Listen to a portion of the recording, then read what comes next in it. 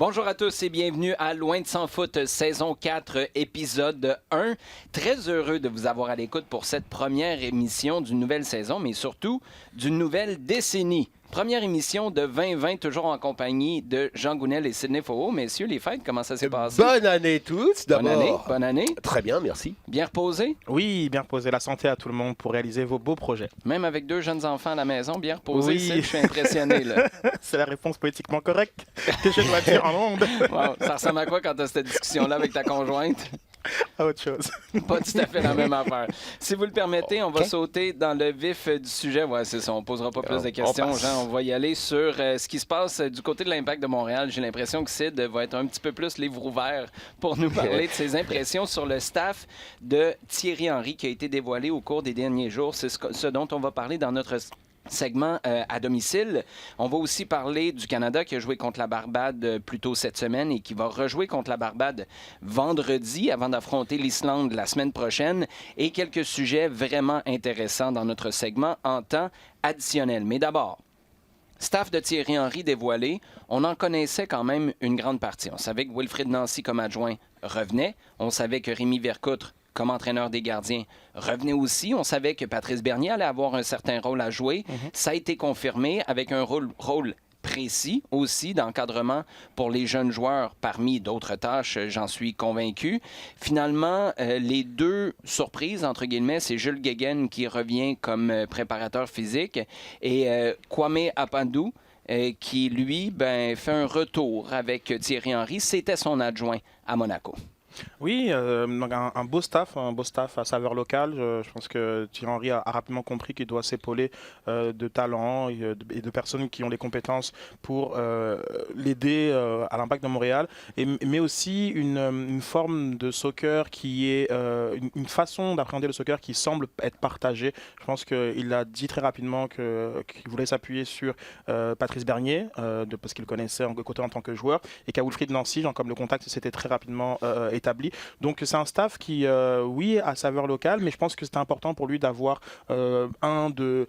un collègue avec qui il avait beaucoup partagé, comme Kwame Apandou, a joué à Arsenal. Ils n'ont pas joué ensemble, mais ils ont coaché ensemble. C'est une personne avec qui il est à l'aise et c'est certain qu'il a besoin d'avoir peut-être un confident, mais en tout cas une personne sur laquelle ils ont un vécu commun plus grand qu'avec les personnes de Montréal. Qu'est-ce que tu penses saveur de ce locale, saveur locale, je rajouterais aussi jeune. Ça donne l'impression d'être dynamique. On en parlait un petit peu avant les fêtes. A 49 ans, si je ne me trompe pas, c'est le plus vieux du staff. C'est rare, là, quand même.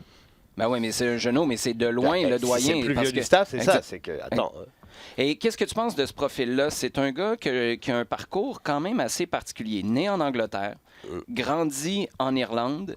Il a joué avec la République d'Irlande des moins de 21, si je ne me trompe pas. Après ça, s'en va à Arsenal. Ouais. Un passage là. Par la suite, joue avec Exeter, joue avec Cardiff, Leyton Orient. Donc, ça n'a pas été là, dans les plus grands clubs. Mais en même temps, c'est un gars qui revient à Arsenal pour entraîner les équipes de jeunes. Là, ça commence à en faire des gars qui sont experts dans la formation. C'est ça exactement. Et ça rejoint ce que tu disais sur le côté jeune et l'idée qui est derrière, qui donne l'impression qu'il y a vraiment une porte ouverte à la jeunesse dans cette équipe-là et que on essaye de faire bouger un petit peu les choses et que à première vue, on n'est pas là pour avoir des sénateurs dans cette équipe-là, que ça va bouger. Ça va bouger et c'est une obligation, à mon sens. C'est pas ce qu'on a dit du côté de l'Impact, mais sachant que tu n'auras jamais les budgets d'Atlanta, de LAFC, de Toronto, il faut que tu sois capable de capitaliser sur les gros montants que tu vas dépenser, mais ces gros montants-là ne seront jamais disponibles si tu es en train de garrocher des 6, 7, 8, 900 000 sur des gars qui, oui, ont de l'expérience, ont une plus longue feuille de route que tes gars de chez vous, mais vont peut-être pas donner un meilleur rendement au bout d'un an et demi si tu donnes des minutes à un jeune et surtout si tu crois en eux. Et j'écoutais Apandou parler à des jeunes au centre de formation à Arsenal. L'exemple qu'il donnait, c'était Alex Iwobi. Et il disait à ces gars-là, quand on le regardait, nous, à son arrivée ici, c'était pas le meilleur, c'était pas le plus flamboyant, c'était pas le plus prometteur, mais c'est qui est là? C'est qui s'est rendu au bout, qui joue avec l'équipe? Tu sais, puis cette perspective-là, moi, je ne l'ai pas entendue souvent. Je l'ai entendue beaucoup à l'académie, mais de gars qui sont chez les pros, Mais si tu commences à voir un petit peu plus loin que l'entraînement du mardi matin, là, parce que c'est sûr que le gars qui a 10 ans d'expérience chez les pros va être meilleur que ton gars de 19 ans. Mais si tu es capable de voir ce que les autres avant toi n'ont pas vu, c'est peut-être là que tu vas avoir une bonne longueur d'avance dans 2 ou dans 3 ans. Oui, tout à fait. Et puis je suis d'accord, je suis très en accord avec toi lorsque tu dépasses cette discussion-là. C'est pas du romantisme. Aujourd'hui, c'est pour le foot business, investir sur les jeunes. C'est une nécessité. C'est une nécessité, c'est obligatoire, ça coûte moins cher, il y a un potentiel de revente. Et effectivement, ensuite, on est capable d'investir des plus gros montants, soit pour conserver les jeunes avec une grosse valeur ajoutée, comme Samuel Piette, parce que ça aussi, le but n'est pas forcément de tous les revendre, ou bien avoir les montants nécessaires pour, oui, le joueur de 28 à 31 ans qui on sait qu'il peut tout de suite faire un impact sur le jeu, on peut se donner un salaire adéquat. Donc, un virage jeune, c'est même pas nécessairement quelque chose pour le plaisir de le faire. Il faut, pour des clubs comme l'Impact de Montréal en particulier, même dans un marché qui est fermé, celui du salarié cap de la MLS, donc, ils doivent avoir une grosse portion de leur effectif qui est composé de jeunes joueurs qui ne coûtent pas cher. Et on parle de virage jeunesse, les gars. C'est pas comme si tu avais une équipe expérimentée qui était solide. C'est pas comme si tu arrives au Real là, et tu dis, Zizou, on va mettre juste des gars de 20 ans. C'est pas ça. Puis tu te dis, bon, Sergio Ramos, garoche-moi ça par la fenêtre. Ronaldo, l'année passée, débarrasse-toi. C'est pas ça. C'est que les gars avec de l'expérience que tu as amené, c'est des Urruti, c'est des Novillo, c'est des Rudy Camacho qui ont donné certaines performances qui sont correctes, d'autres bonnes, et certaines en deçà de ce que tu t'attendrais de n'importe quel joueur, peu importe son âge. Mais donc, c'est pas un tour de force quand même. Non. Et ce sont des joueurs, au bout du compte, à la ligne, là, qui coûtent cher. Et on revient toujours un petit peu à cette discussion-là, c'est que tu dois, dans les conditions de la MLS, c'est ce qu'on a aussi salué de la part d'Olivier Renard avant les fêtes, de dire qu'il avait pas mal compris le fonctionnement et qu'il allait dans ce sens-là, d'être capable de libérer un certain nombre de postes budgétaires pour faire avancer le recrutement et l'évolution de l'équipe. Bon. Un dernier mot sur le staff. Je suis à titre personnel très content pour Jules, avec qui j'ai joué beaucoup au soccer, qui donc avec sa pige après l'arrivée de Wilmer Cabrera prend la charge de la préparation physique. Je trouve ça aussi intéressant que Rémi Vercourt... Préparateur physique très important. Oui, je trouve ça aussi intéressant que Rémi Vercourt soit resté. Il est quand même venu par entremise de Rémi Garde, mais je pense que voilà, on a encore un cas d'une personne qui est tombée en amour avec Montréal et qui trouve sa place au sein du club de l'Impact. Donc je trouve ça aussi très intéressant. Je trouve que c'est un staff assez équilibré. On s'est souligné le rôle de Patrice Bernier pour les jeunes. C'est vrai qu'il n'y a pas d'équipe réserve, mais s'il y avait une personne qui a la meilleure sensibilité et la compréhension de ce passage-là entre l'académie et le niveau pro, je pense que Pat Bernier va le faire avec excellence. Donc je trouve que c'est un staff assez équilibré. J'aime beaucoup. Ils ont montré une petite photo justement de Wilfried, de Thierry et Patrice qui avaient l'air de travailler ensemble, en tout cas qui travaillaient ensemble. Et j'ai l'impression qu'on est dans quelque chose où il va y avoir un langage commun et surtout peut-être des idées nouvelles qui vont pouvoir émerger dans ce staff-là. Donc, a priori, je trouve ça assez positif. Il y avait aussi l'air de vouloir partir un band d'hommage à Run DMC. Pour ceux qui ne comprennent pas ce que je veux dire, allez faire un tour sur les médias sociaux. Vous allez comprendre en voyant cette photo-là. Juste pour conclure là-dessus, Rémi Vercourt a trouvé sa place à Montréal. En effet, reste à se trouver son numéro 1 parce que ça va être le gros défi pour cette année. Hâte de voir ce que ça va donner, cette histoire-là. Le Canada qui bat la Barbade 4-1, les gars, cette semaine. 2 matchs coup sur coup contre la même équipe pour préparer, je le disais tout à l'heure, un match contre l'Islande la semaine prochaine, avec surtout un Samuel Piette qui porte le brassard de capitaine pour la première fois de l'histoire de la sélection, la première fois de sa carrière. Qu'est-ce que tu penses de ça? La première chose qui te vient en tête, Jean, quand tu vois Samuel Piette porter le brassard? Récompense logique, sachant que quand tu vois l'effectif, je dirais l'effectif global, élargi, sur lequel Herdman peut compter. Il y a 2-3 joueurs qui sont capables d'avoir ce poste-là, je pense. Ouais. Et il en fait partie. Il faut dire que Maxime Crépeau était dans les buts, il n'y avait pas Boyan, il y a des circonstances qui l'expliquent. Arfield, il n'y en a pas 5. Hein. Tu as 3 joueurs, je pense, qui sont à peu près, que tu verrais avoir, parce que c'est quelqu'un qui doit être... ça doit être justifié par du temps de jeu quand même. Ça doit être quelqu'un qui connaît, qui évolue régulièrement avec d'autres d'autres joueurs, qui connaît l'environnement. Et je pense qu'il fait partie des 3 joueurs susceptibles d'avoir le brassard, que c'est une belle reconnaissance. Voilà, on sait qu'il est là de toute façon dans cette sélection. Avec Handman, il arrive à un moment idéal, parce que c'est une sélection, là aussi on parle de dynamique, c'est vrai qu'elle donne un petit peu envie de la suivre, cette sélection-là.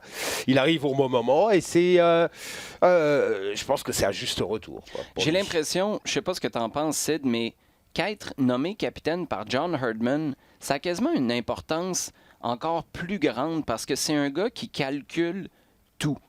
Il faut tellement que tu sois capable de porter son message, de porter le flambeau de l'équipe nationale, que tu sois capable de comprendre déjà ce que l'entraîneur veut, parce que je fais souvent à la blague la référence à la NASA, parce que John Herdman, des fois, tu as l'impression que tu t'en vas pas jouer un match de foot, tu t'en vas lancer une fusée dans l'espace. Là. Ça a l'air tellement étoffé, tellement complexe comme projet, que quand tu te vois donner le brassard de capitaine, surtout pour la première fois de ta carrière, pour un gars qui n'a pas eu une super saison l'année passée. C'était sa moins bonne saison depuis son arrivée à Montréal.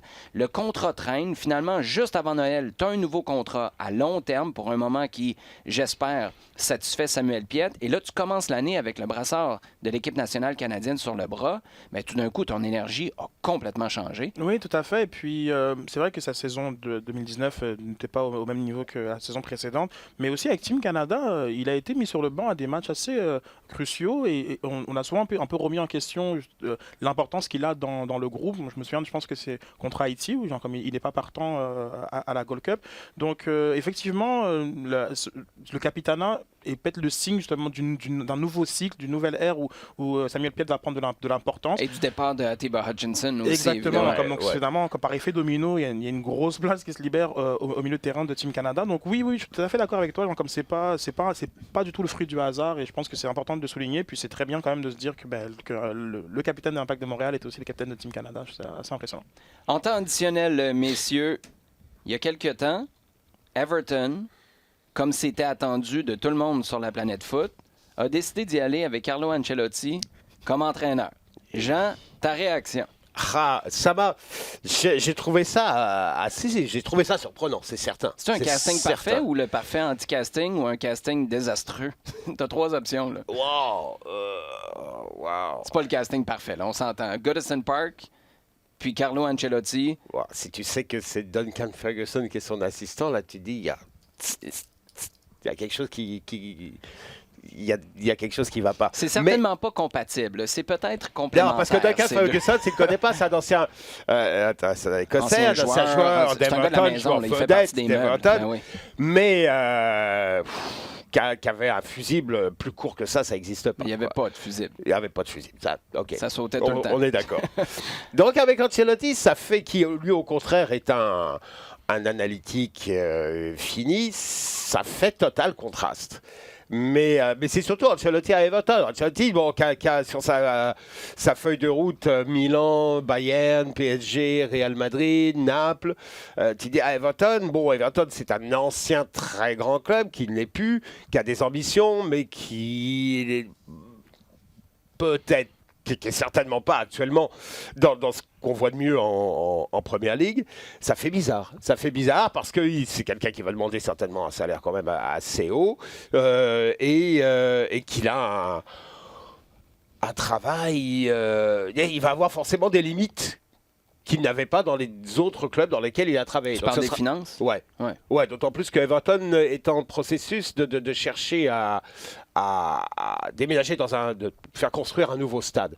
Donc, on a vu cette histoire-là avec Arsenal, on a vu cette histoire-là avec Tottenham. Ça a tout de suite une répercussion sur le recrutement et sur le terrain. Donc, c'est un peu bizarre. C'est un peu bizarre parce que c'est vrai que tu lui arrives et tu te dis, mais ton objectif, comparé à tous les autres clubs qu'il a fait, ton objectif, ça ne va pas être le titre, ça va être à peine la qualification européenne. Waouh!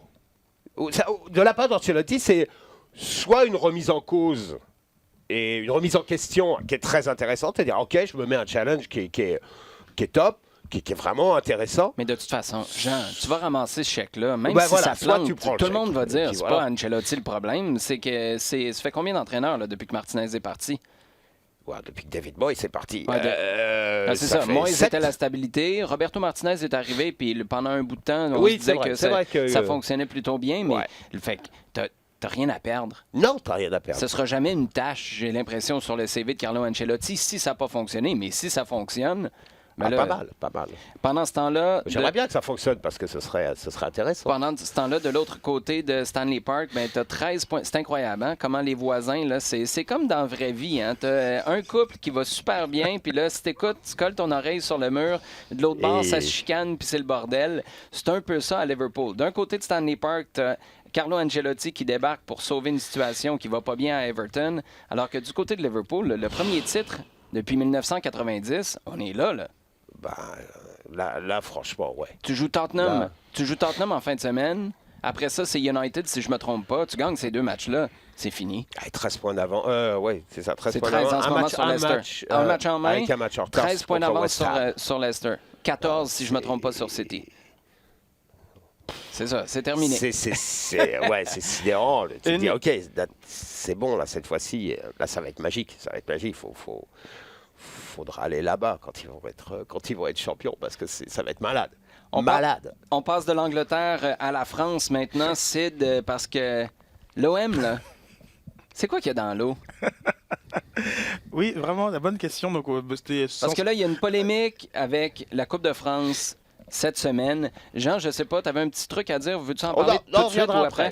Parce que là, explique-nous, Sid, c'est quoi qui est en train de se passer avec l'OM qui veut garder son argent parce que ça a coûté 65 000 € se déplacer pour jouer à Trélissac, contre Trélissac. Ça n'a pas d'allure, cette histoire. Écoute, les 32e de finale dont les équipes professionnelles de Ligue 1 rentrent en course, et puis c'est la Coupe de France, la plus vieille compétition du côté de la France. Puis c'est vrai que c'était un match assez anecdotique quand même, genre, même si l'OM est allé au pénalty contre une équipe de National 2. C'était censé, il n'y avait pas vraiment d'histoire jusqu'à... National 2, c'est 4e division. 4e division. La logique était respectée, même si c'était assez poussif du côté de Marseille, jusqu'à ce qu'on apprenne en conférence de presse que le président, M. Faure, dit vous remerciez l'OM qui n'a pas laissé sa part de la recette. Et là, on se dit, qu'est-ce qui se passe? Et ça, le seul bout que j'ai pas vérifié, ça se passe tout de suite après le match. Tout de suite après le match. Donc, la tradition, c'est que ça se fait immédiatement, cet échange-là. Exactement. Après la rencontre. C'est pas, on se reparle dans 2 semaines, le chèque est dans la poste. Là. Ça se passe tout de suite.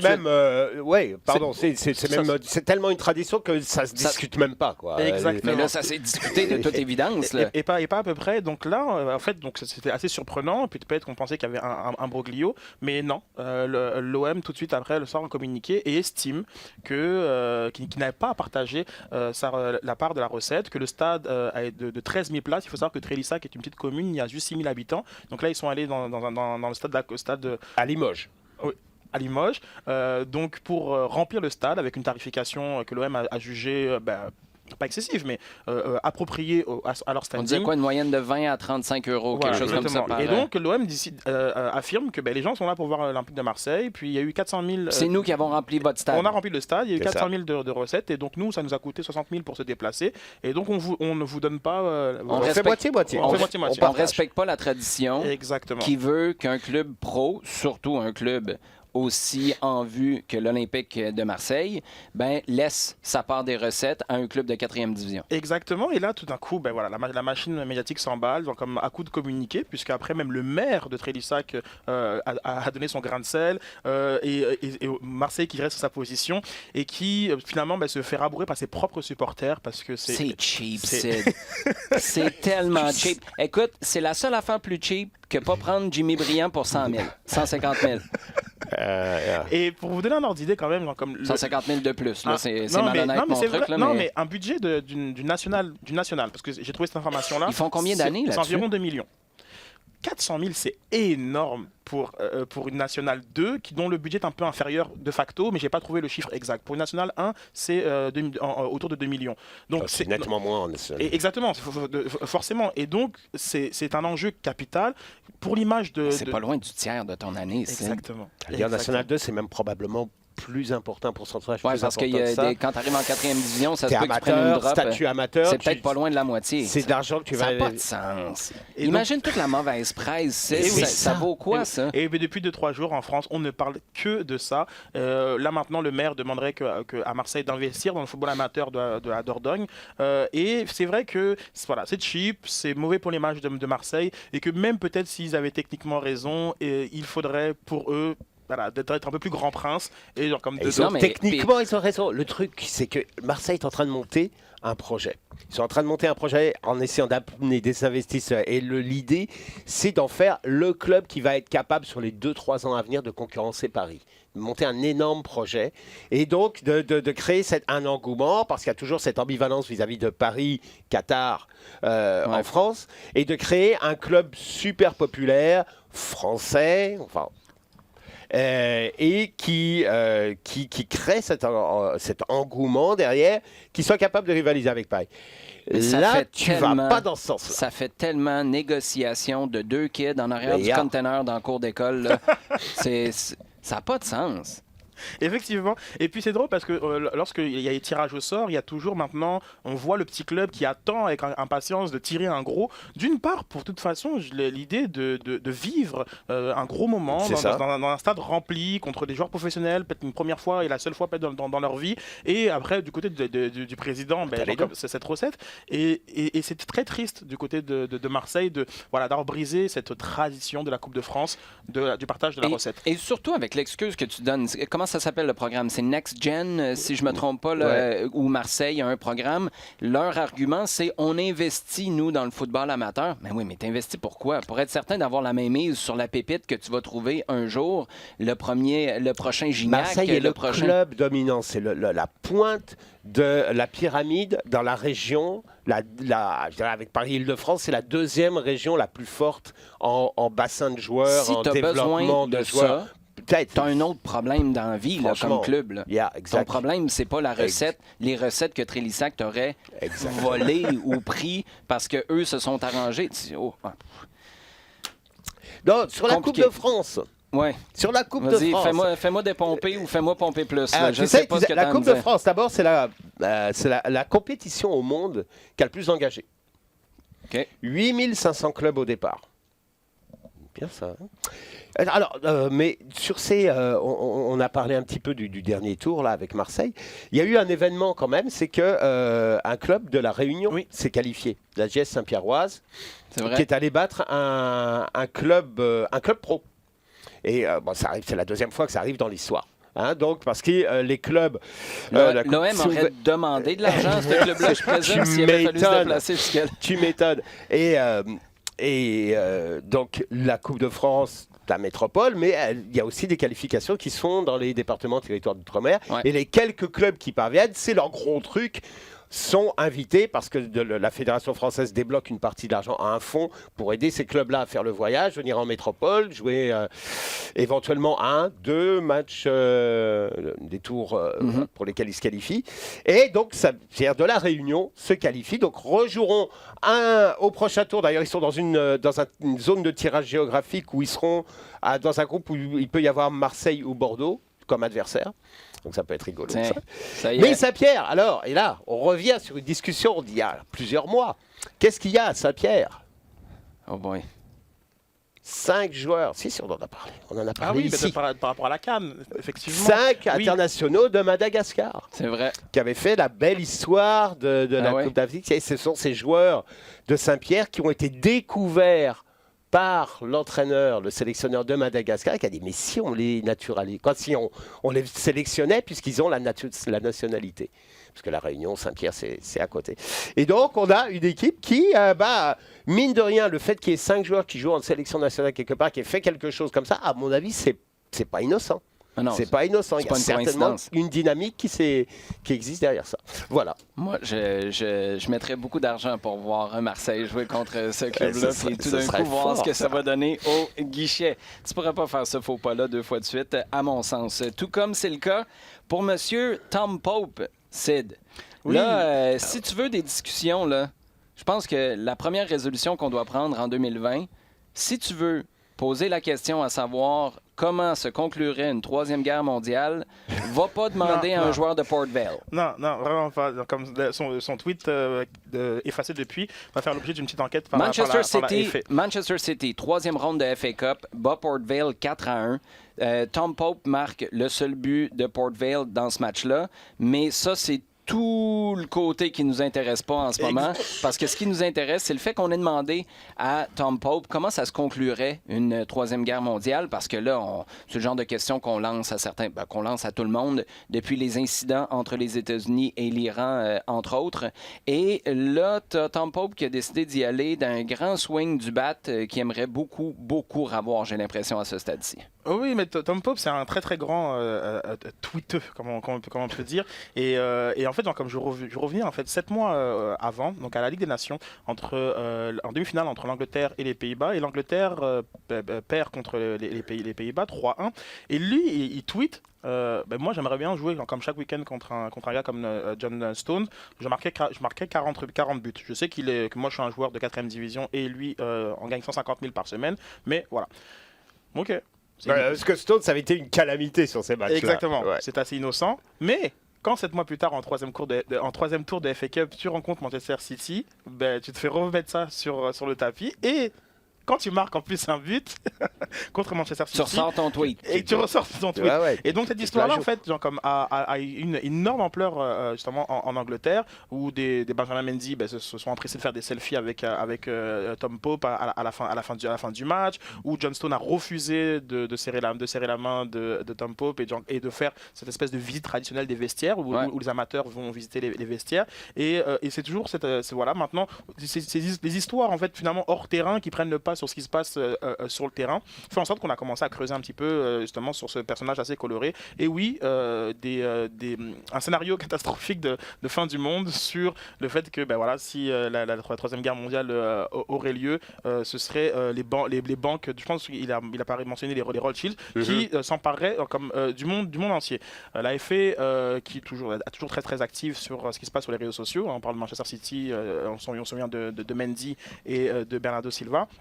A tout de suite a ouvert une enquête sur Tom Pope, qui est un personnage extrêmement coloré et qui en plus, pour rajouter encore la cerise sur le gâteau, a indiqué vous savez quoi, c'est pas 40 buts que je marquerais si je jouais chaque week-end contre John Stones, ce serait 50 buts que j'inscrirais. Bon, à la blague, à la boutade, mais Pep Guardiola, lui personnellement, a pas trouvé ça très très drôle. Comme c'est vrai que ça met en exergue un petit peu les difficultés que City a en défense. Et on parlait un peu de la course au titre qui est assez bouclée aujourd'hui. C'est vrai que Manchester City, avec ses défenseurs centraux, que ce soit Laporte ou Stones ou autres, aurait peut-être fait un parcours aujourd'hui. Mais Jean, on a souvent parlé au cours des dernières saisons, ça fait 10, peut-être 15 ans maintenant, qu'il y a une reconsidération de la valeur de ces compétitions-là, surtout quand tu es au 3e tour de FA Cup. Quand tu arrives en demi-finale, là, tout le monde va être conscient que tu sois City, Liverpool ou autre, qu'il faut les gagner.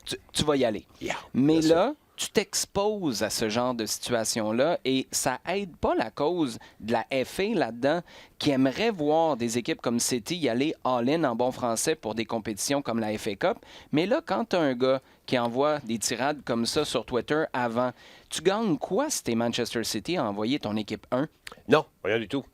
Rien du tout, c'est ça le problème. Sachant que tu peux gagner ce match-là assez tranquillement, merci, de toute façon, sans mettre ton équipe 1. Stones, tu le laisses, parce que là, ça, c'est quelqu'un qui tire la pipe à un défenseur, mais ça peut aussi être un crinqué, t'en as de moins en moins maintenant, mais ça peut être un Gattuso, ça peut être un Vinnie Jones, puis plus tu descends dans les divisions, t'en as encore là, des gars de la vieille époque, là, des Nigel Winterburn. Mais il y a regarde Wayne Burton, qui est un joueur de... Aide-moi. J'oublie. Je sais plus. Qui a marqué et qui a 40 ans. Durant le tour de coupe d'Angleterre. Donc, effectivement, il y a, quand tu descends dans les divisions, c'est pas une aberration. Donc, effectivement, des joueurs qui sont d'une autre génération et d'une génération où ça se parlait C'est dangereux. Ça peut coûter très cher. À un moment donné, tu te dis, si j'étais pour perdre un John Stones ou un Sergio Aguero, ou si ce match-là, mentalement, vient jouer dans la tête de ces gars-là pour une raison inutile qui vaut pas la peine, j'aime mieux laisser partir ce match-là, pas gagner le trophée, mais garder l'intégrité de mon vestiaire, l'intégrité du mental de mon équipe ou de mes joueurs. Laisse faire, je vais envoyer la moitié d'une équipe. C'est ça qui arrive peu à peu. C'est ça, avec en plus un calendrier, on le répète, qui est difficile à vivre, parce qu'on a la longue période des fêtes où ça joue sans arrêt. Le tour de coupe cette fin de semaine, et hier, avant-hier, City rejouait en demi-finale de la Coupe de la Ligue contre United. Ben ouais. Alors, il est certain que, tu dois faire des choix. 2, tu te rends bien compte que tu ne peux pas tourner avec ton équipe A ou même A' indéfiniment comme ça, et que tu es obligé d'avoir un minimum, d'avoir certaines priorités, et que clairement, c'est vrai que dans ce cas-là, la Coupe d'Angleterre va passer derrière. Alors, pour la fédération anglaise qui organise et qui chapeaute ça, c'est embêtant parce que oui, tu aimerais bien que les équipes phares jouent avec leur équipe première. Maintenant, ça donne aussi la possibilité peut-être un peu plus grande d'avoir des surprises, d'avoir des coups. Et c'est ce qui fait la vie de la Coupe. La Coupe d'Angleterre, elle existe à travers ce qu'ils appellent le giant killing, les petits clubs qui vont casser les gros. Et ça va jusqu'à l'extrême, c'est quand Wimbledon en finale bat Liverpool. Le Crazy Gang, ça c'était malade. Et c'est un petit peu cette histoire, l'histoire du petit pousset en France, on les appelle comme ça.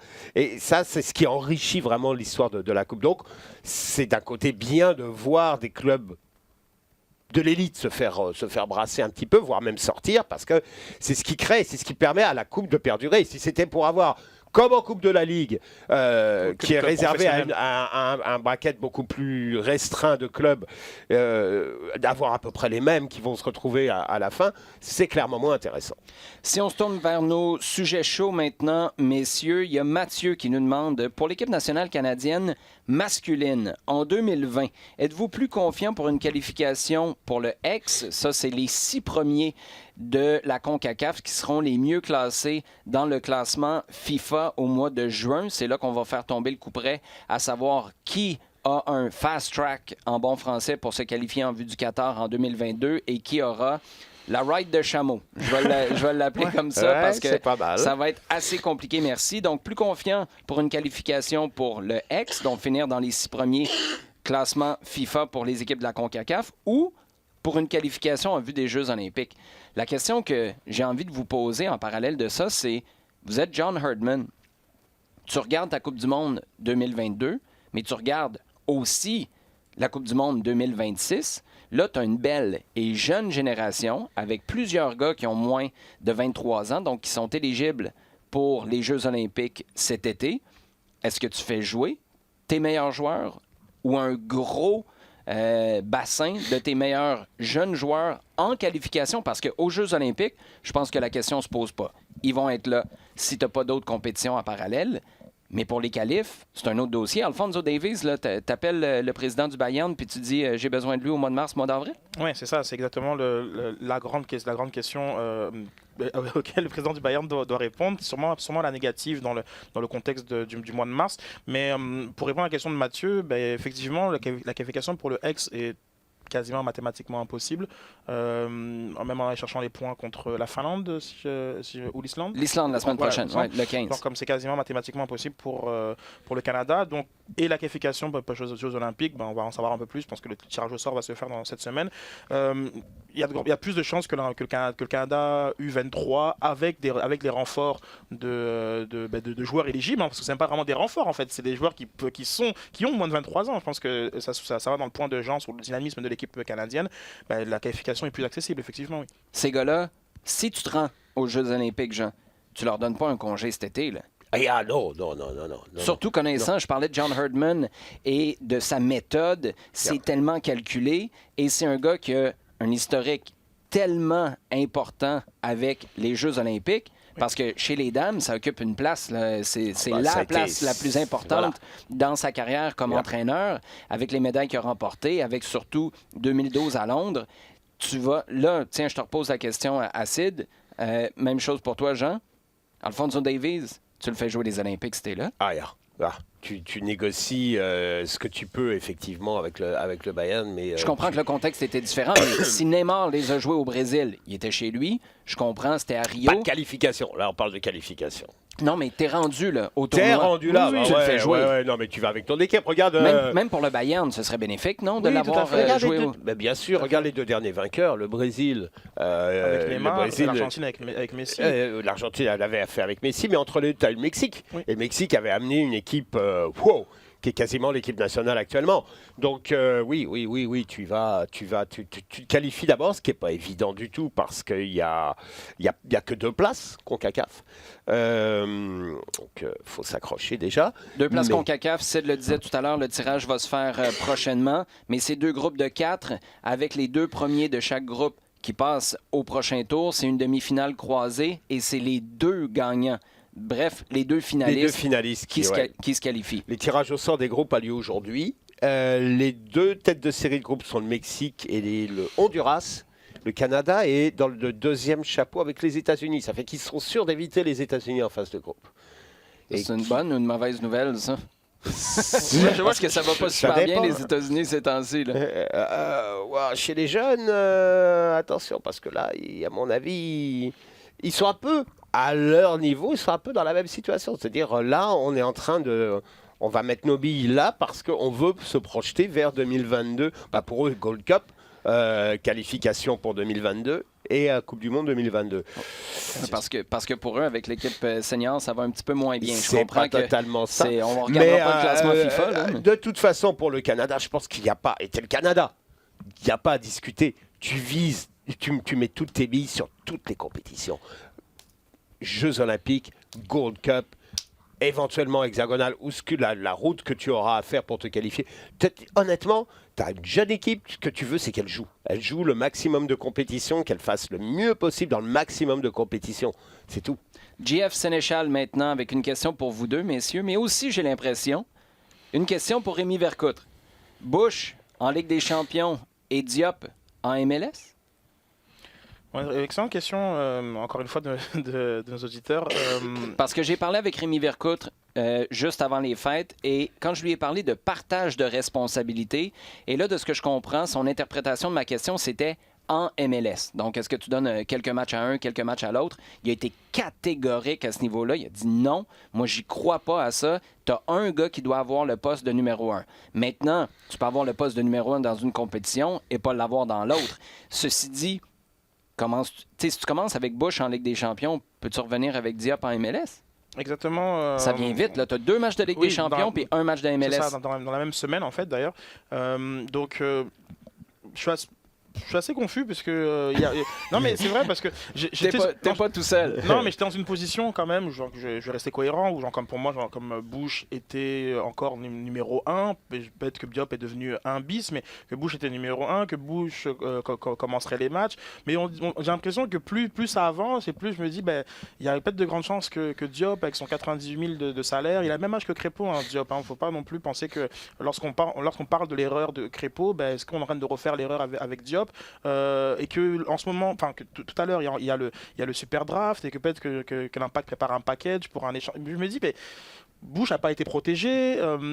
Oui, mais comme pourquoi pas aller all-in justement avec Diop en numéro 1 comme et Pantémis derrière et puis on passe littéralement à autre chose. Donc je n'ai pas forcément une réponse, mais je serais peut-être pas surpris que Diop prenne cette place-là vu la fin de saison canon qu'il a connue. La problématique, elle est aussi que une compétition qui, à première vue, si tu dois les hiérarchiser, ta numéro 2 commence d'abord.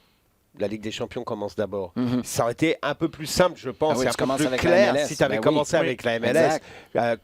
Comme cette année, la MLS commence, Bush l'a fait, et le championnat canadien qui est arrivé dedans, après, a permis à Diop de prendre la place tout à fait logiquement, tout à fait normalement. Il n'y avait même pas de débat, c'était tout à fait clair. Là, c'est juste... Ça fait bizarre. Je ne sais pas si vous avez cette info-là, les gars. Est-ce que Diop avait joué la Ligue des Champions avec la LA Galaxy? Ah, ça, Parce que tu pourrais toujours utiliser cet argument-là de dire Evan Bush connaît la compétition en Ligue des Champions, on va commencer avec lui. Puis c'est ça qui peut peut-être te permettre de dire après, on enchaîne avec Clément Diop. Le déplacement à Saprissa comme premier match en disant je veux quelqu'un qui soit carré dans sa tête et qui ne se le fasse pas sortir du match par tout l'environnement. C'est pas un mauvais argument. 2 dernières questions, les gars, avant de finir. Néos que nous demande, accepteriez-vous un retour de Omar Brownie? Parce que là, on voit sortir sur les réseaux sociaux le fait que Brownie aimerait bien revenir. Ça, c'est dans ma tête ton problème, mon ami, parce que c'est toi-même qui t'es chassé de Montréal tout seul.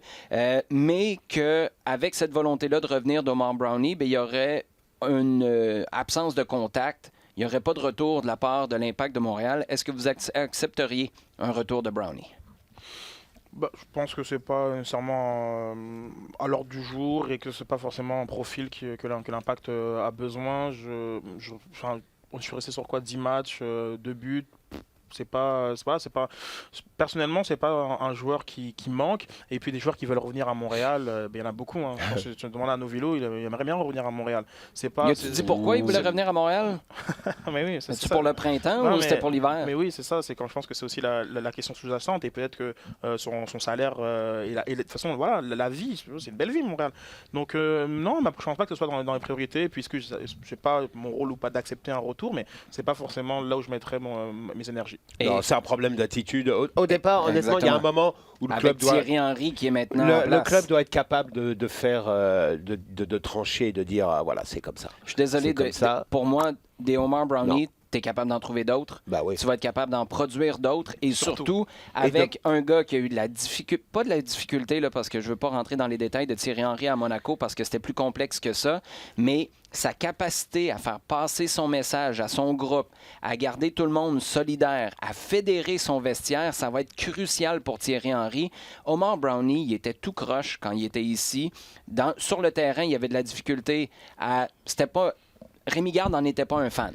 Ça, on est d'accord, mais il y avait de la difficulté à comprendre ce qu'on lui demandait tactiquement. Et après, en dehors du terrain, ça a été catastrophique. Mais là, à un moment donné, tu t'es chassé de Montréal, là, tu veux revenir. Non, en plus avec tous les à côté, c'est-à-dire que tu dois avoir les places prises dans la répartition. Joueur international, exactement. La répartition des places et des salaires, évidemment, de MLS. Tu as glissé un mot là-dessus, Sid, il reste une petite minute. Le Super Draft qui s'en vient tantôt. Peut-être tes attentes, mais surtout... Olivier Renard est à Montréal en ce moment. Mm-hmm. Ça veut dire quoi, ça? Ils vont le faire. Ils sont tous à Montréal. Ils vont le faire ce sera pas télévisé, mais ce sera web diffusé dans les bureaux de l'Impact de Montréal. Donc, est-ce qu'il faudrait être physiquement sur place? Sûrement oui, ça peut aider pour certains. Mais est-ce que c'est que l'Impact qui choisit de faire ça ou on a donné le choix? Parce que les autres équipes vont être sur place. Je pense que les autres équipes auront sûrement un représentant sur place. Peut-être que l'Impact aussi en a un. Comme ça, c'est peut-être que Vassili est sur place. Ça, comme ça, je ne le sais pas. Mais, parce que je trouve ça intéressant. Moi, ce que je me demande, c'est est-ce qu'ils vont juste dire on échange toutes nos places puis on prend personne? L'annonce de l'Impact, j'ose espérer qu'il va se passer quelque chose. C'est ça, que tu as déjà fait des échanges. Exactement. Et donc là, qu'il y aura profiter de l'occasion pour faire une annonce. Donc c'est plus ma lecture de la situation, qu'il y a déjà des choses qui sont bouclées. Parce qu'on enregistre, pour préciser ton commentaire, on enregistre jeudi matin et ce jeudi, aujourd'hui même, à 15h, Olivier Renard a déjà convié les médias pour une adresse à la presse. Donc, on présume que tu as déjà quelque chose à dire. Oui, non, parce que si tu vas recruter Amar Sejdic, puis c'est ça, on va pas tous se déplacer pour ça. On a comme le feeling qu'il y a peut-être déjà quelque chose qui se trame. C'est ça. Donc c'est pour ça que, encore une fois, la question de Bush, je la mets un peu dans ce contexte-là. Oui. C'est vrai, parce qu'on a parlé le mois de décembre, on a bien vu qu'il était pour faire un petit peu, mettre au clair un certain nombre de dossiers dans l'effectif présent. Ouais. Et que le mois de janvier était pas mal plus ouvert, et que c'était assez clair, il me semble, que le mois de janvier était plus là pour l'évolution active de l'effectif, c'est-à-dire faire bouger un petit peu les choses. Et je pense qu'on en est là. Et je pense qu'effectivement, quand on est dans le cas particulier du Super Draft, il y a très certainement des choses qui sont prévues, qui sont arrangées et qui demanderont à être annoncées. Il y a des trous, je pense que voilà, Sagna est parti, on n'a pas vraiment parlé, mais il y a des trous à combler. Et puis voilà, c'est une bonne occasion d'y commencer. Le camp d'entraînement revient le 14. La semaine prochaine. Sid, tu m'as ouvert la porte, tu es obligé de répondre, mais je vais être gentil avec toi. Evan Bush, aujourd'hui, est échangé, pas échangé, ou je veux pas répondre à cette question-là? Pas échangé. Sur ce, merci les gars, ça a été un grand plaisir d'être capable. Mais tu m'as ouvert une petite porte, là. J'avais comme pas pensé à ça. Evan Bush, peut-être, dans les discussions de Super Draft puis des échanges. Puis on sait jamais. Messieurs, merci, toujours un plaisir. Merci à vous d'avoir été à l'écoute tout au long de la semaine, comme c'est le cas à chaque semaine tout au long de l'année. Vous pouvez nous échanger vos commentaires et nous partager vos questions sur Twitter, #LDSF. Vous pouvez également trouver notre contenu sur le rds.ca/balado-diffusion, ainsi que sur les applications iHeartRadio et RDS.